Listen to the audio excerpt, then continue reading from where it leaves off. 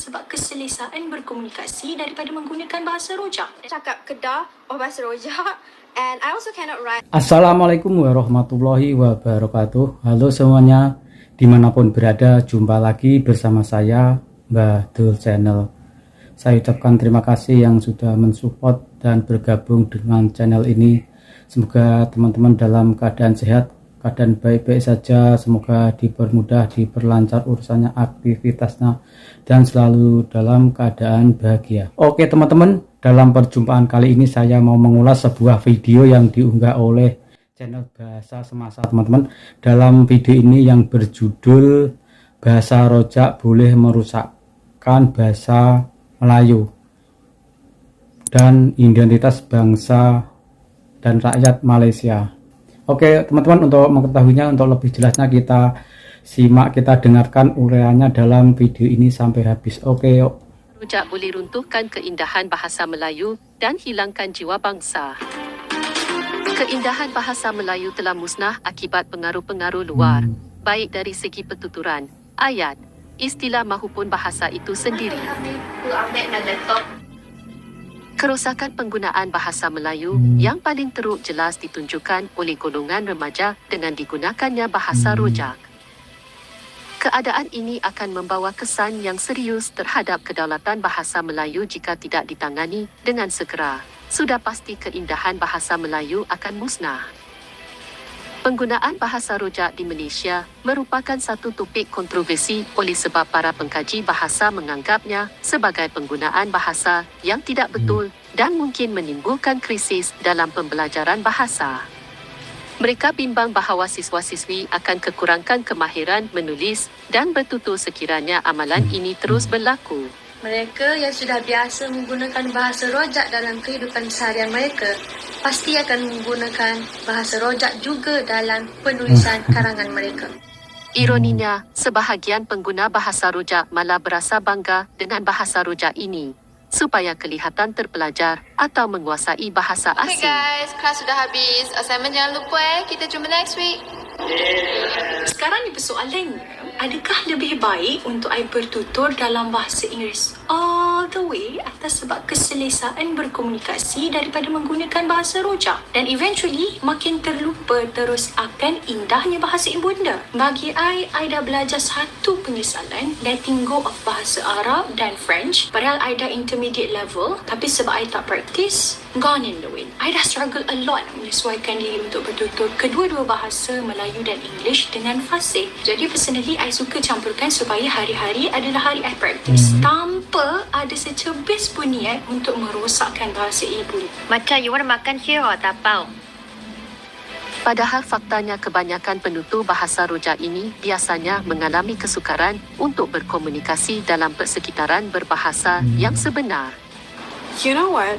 How am I a Malaysian tapi I tak boleh cakap bahasa Melayu properly? I mean, I boleh cakap bahasa Melayu fluently, but if I were to go to the parliament, I tak boleh cakap bahasa Melayu yang formal, and I would cakap Kedah or bahasa rojak, and I also cannot write a formal letter in Malay and also in English, and my English is not even that good. Like,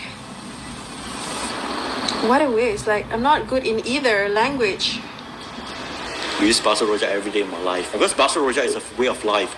You know, we speak Bahasa Rojak not because we want to speak, it's because to live in the place. So, if we speak Bahasa Rojak, it's the kind of way that we live. It's not the way that, whether you are proficient, I can be very proficient in my English, but I speak Bahasa Rojak also, like, nanti kita pergi makan nasi lemak at the town there, okay? Something like that. Masalah pengguna bahasa rojak berkaitan dengan masalah kejiwaan. Antaranya termasuklah kurang rasa hormat dan bangga akan bahasa sendiri kerana salah sangka tentang nilai bahasa. Then the person will feel very comfortable. So that's why we mix up our language to make our interaction people comfortable. Baijan, order. Kopi ais, kau, una. Ini bagi saya menunjukkan kelemahannya. Nak menggunakan bahasa Inggeris dengan baik, tidak ada upaya. Nak menggunakan bahasa Melayu dengan baik pun dia tidak ada upaya. Yang baik sudah dia akan menggunakan bahasa Melayu dengan baik, dan apabila dia berbicara dalam bahasa Inggeris, dia akan menggunakan sepenuhnya bahasa Inggeris. Tidak berlaku campur aduk itu. dia menguasai kedua bahasa ini. Katanya kalau seorang tu tidak menguasai bahasa, dia akan mencampur adukkan. Okey, maksudnya tak dua-dua tu lemah, jadi dicampur adukkan. Kan kita kan kalau cakap bahasa Inggeris kan, kita tak yakin, kita akan campur aduk dengan bahasa Melayu. Semangat cintakan bahasa Melayu patut diterapkan kepada generasi muda kerana mereka bakal meneruskan agenda negara dan memelihara warisan bangsa.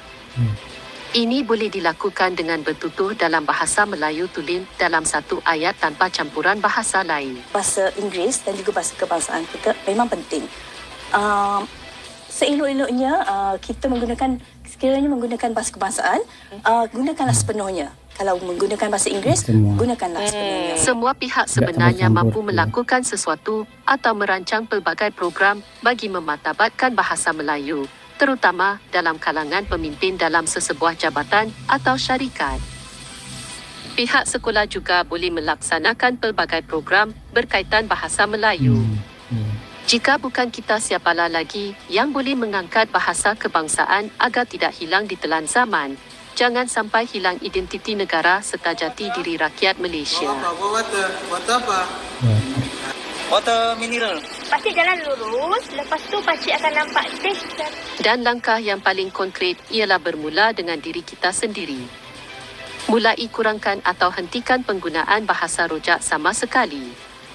Selepas itu, tegurlah jika rakan anda menggunakannya.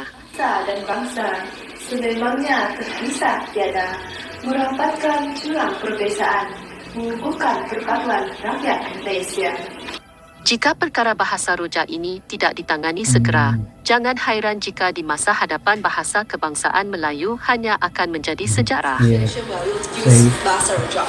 Kalau dengan bahasa rojaknya ya, kalau dibiarkan. Selagi bahasa Melayu tidak diberikan nilai ekonominya, selagi bahasa Melayu tidak diangkat darjatnya betul-betul sebagai bahasa kebangsaan, selagi itulah kita akan ada masalah. Ayuh kawan, kita bersama menjadi saksi perjuangan semua. Gunakanlah bahasa kebangsaan kita. Itulah tadi teman-teman contoh perbicaraan yang menggunakan bahasa rujak ya teman-teman, yaitu bahasa Inggris dicampur dengan bahasa Melayu. Dan dalam uraian video tadi menyebutkan kebanyakan yang menggunakan bahasa rujak adalah orang yang tahunya cuma setengah-setengah, tahu Inggris setengah-setengah lalu dicampur dengan bahasa Melayu, dan yang tahu Melayu setengah-setengah dia campur bahasa Inggris. Jadi gitulah, dia campur-campur bahasanya, jadi dinamakan bahasa rujak. Dalam uraian tadi mungkin kalau dibiarkan bahasa Melayu akan kalah dengan bahasa rujak. Oke, semoga video tadi menjadi informasi dan bermanfaat untuk teman semua. Oke, terima kasih yang sudah menonton dan sudah subscribe. Yang belum subscribe silahkan subscribe biar bisa mengikuti video-video saya berikutnya.